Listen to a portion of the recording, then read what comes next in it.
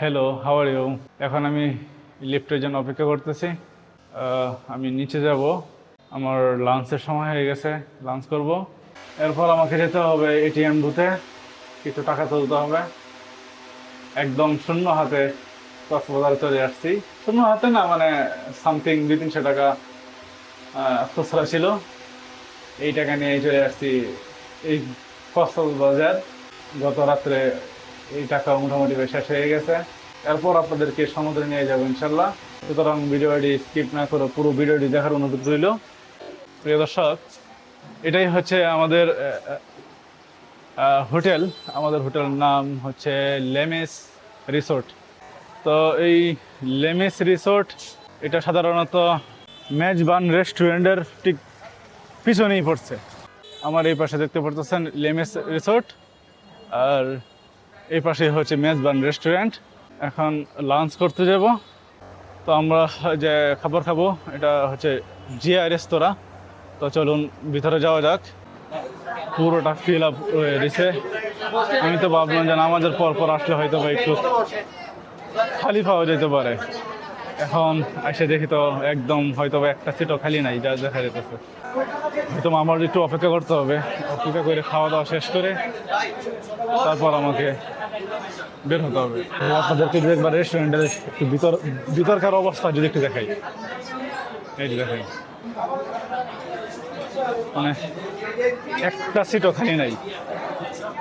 তো কিছু করার নাই, একটু অপেক্ষা করি, তারপর যাবো। ফাইনালি আমাদের খাবার চলে আসছে। প্রথমে আমি রাইস নিচ্ছি।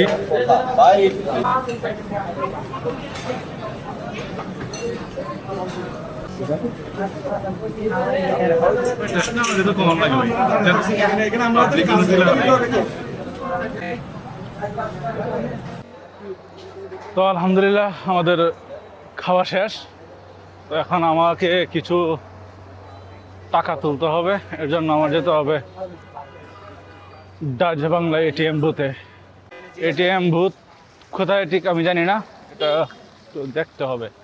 বাট 1-2 জনকে জিজ্ঞেস করি, যদি না পাই তাহলে হয়তো বা নেটে চার্জ করে খুঁজে বের করে নিব। কক্সবাজার অনেক চেঞ্জ হয়ে গেছে, প্রচন্ড আগে থেকে অনেক চেঞ্জ হয়ে গেছে। হ্যাঁ হ্যাঁ,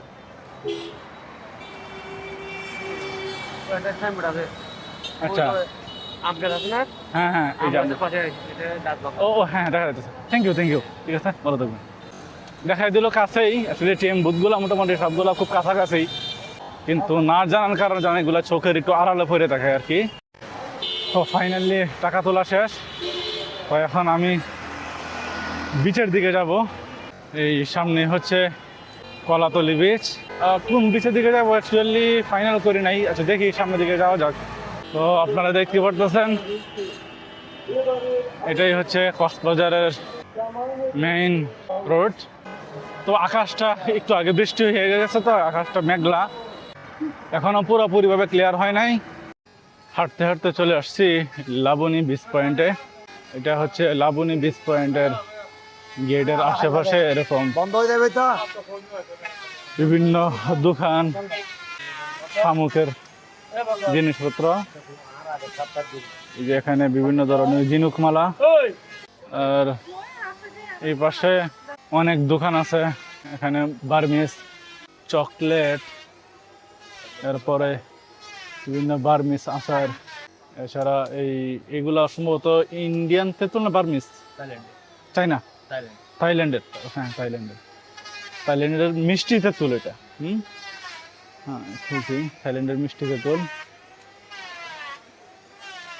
এই সমস্ত জিনিস পাওয়া যায়। এই যে এই পাশে দেখতেছেন যে বার্মিজ জুতা।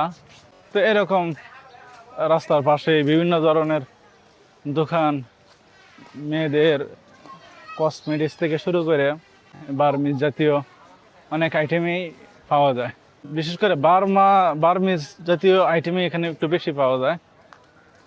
এছাড়া বিভিন্ন ধরনের তাঁতের কাপড় সামগ্রী এগুলো পাওয়া যায়। তো একটা জিনিস দেখাই, শামুক দিয়ে তৈরি ঝাড়। এই যে একদম ঝনঝন করতেছে। এগুলা কিন্তু টোটালি শামুক দিয়ে তৈরি। আচ্ছা, এগুলা দেখে তো মনে হয় যে হাতে তৈরি। এখানকার স্থানীয়রাই কি এটি তৈরি করে নাকি? হ্যাঁ, এই এগুলা কি এগুলো কি এখানকার স্থানীয়ভাবে তৈরি করা নাকি এগুলা? হ্যাঁ, তো এই ঝাড়গুলো কিন্তু জেলেরা যেমন মাছ মারে, যখন এই শামুকগুলা পায় তখন তারা ওরা রেখে দেয় এবং তাদের পরিবার, তাদের ওয়াইফ বা তাদের গৃহিণী এই শামুকগুলা দিয়ে এরকম ধরনের ঝাড় তৈরি করে। এটা কিন্তু খুবই অসাধারণ। সাধারণত ক্রিস্টাল জাতীয় কিনতে তো পাওয়াই যায়, কিন্তু ফুললি শামুক দিয়ে, আর এটা বুঝে যেতেছে হাতে তৈরি, সুন্দর লাগে। এটা একটা অর্গানিক একটা বিষয়। চলে আসলাম এই লাবণী বিচ পয়েন্টে একটি শুটকির দোকানে। তো দেখুন প্রিয় দর্শক, আমার মাথার উপরে কি বিশাল বড় শুটকি। এটা কি টুনা মাছ নাকি শর্মা? আর এটা সবগুলো শর্মা না? এগুলো কত টাকা কেজি? কেজি হিসেবে তো নাকি? এটা 1600 টাকা। আর এগুলো 1100 টাকা। এখানে সর্বনিম্ন কত টাকা কেজি মানে সামুদ্রিক শুটকি, মানে বিশেষ করে লইট্টা শুটকি যেটা আমরা সবাই কিনি বা খাই, এটা কত টাকা কেজি? সর্বনিম্ন তো কোয়ালিটি বুঝে প্রাইসটা হ্যাঁ 1500। এই পাশেও আছে শুটকির দোকান, একবারে শুটকি দিয়ে, একদম শুটকি দিয়ে ভরপুর। এই যেন এক শুটকি রাজ্য, মানে 1000, 1200, 1500, 2000 এরকম ভাবে বিভিন্ন ধরনের প্রাইস অনুযায়ী আপনারা শুটকি এখান থেকে নিতে পারবেন যদি আসেন। ওই পাশে আরো কিছু দোকান আছে, ওইদিকে গেলাম না। আমি একটু শর্টকাটে এই লাবণী বিচ পয়েন্টে কি কি আছে বা পাওয়া যায় দেখানোর চেষ্টা করতেছি। প্রিয় দর্শক, আপনাদেরকে যে এখন যদি একটু ক্যামেরাটা ঘুরিয়ে দেখাই, আপনাদেরকে জাস্ট একটু ক্যামেরাটা ঘুরিয়ে দেখাইতেছি। এই যে দেখুন,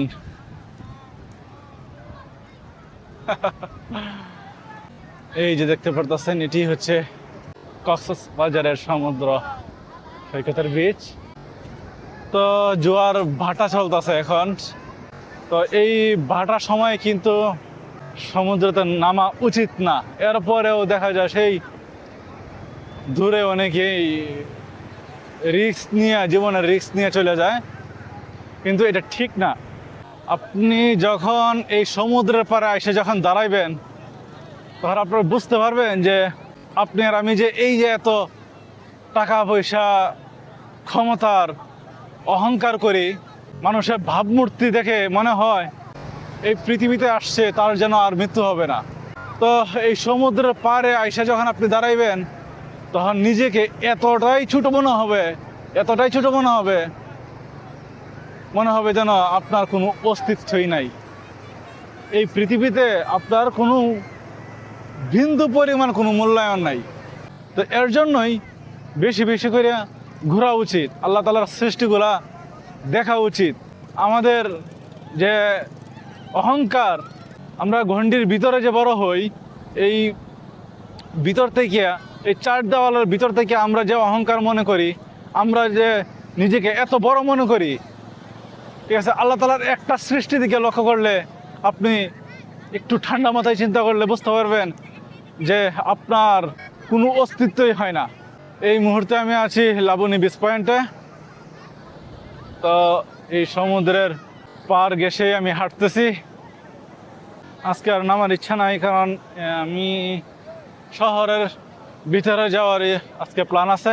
কাল হয়তো সমুদ্রে নামবো ইনশাল্লাহ, এবং আপনাদেরকে দেখানোর চেষ্টা করব।